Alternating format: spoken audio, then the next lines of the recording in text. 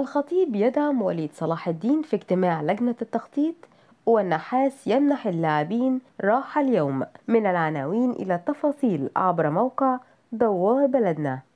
عقد محمود الخطيب رئيس النادي الأهلي اجتماعا مع الكابتن وليد صلاح الدين مدير الكرة في حضور لجنة التخطيط برئاسة الكابتن مختار وأيضا الكابتن محمد يوسف المدير الرياضي، وأسامة هلال مدير إدارة السكاونتينج، ونيرة علي المدير التنفيذي لشركة الأهلي لكرة القدم.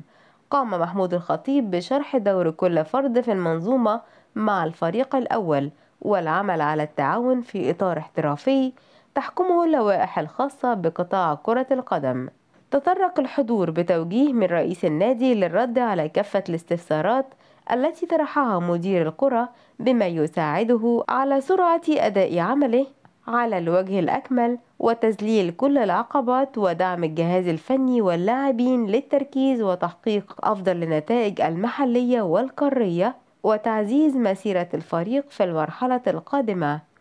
ومن جانبه قرر عماد النحاس المدير الفني للفريق الأول بالنادي الأهلي منح لاعبيه راحة من التدريبات اليوم الثلاثاء ضمن برنامجه استعدادا لمواجهة إنبي في الجولة السادسة من عمر مسابقة الدوري، والمقرر لها مساء يوم الأحد المقبل.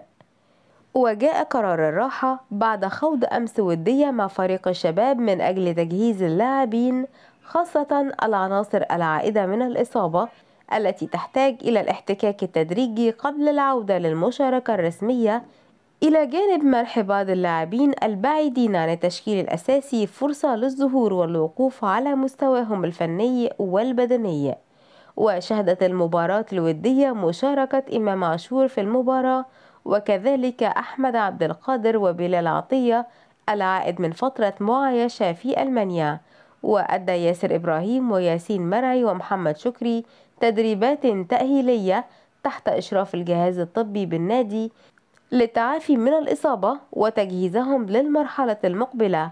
ويستعد الأهلي لمباراة إنبي المقرر لها يوم 14 من سبتمبر الجاري ضمن منافسات الجولة السادسة لبطولة الدوري الممتاز.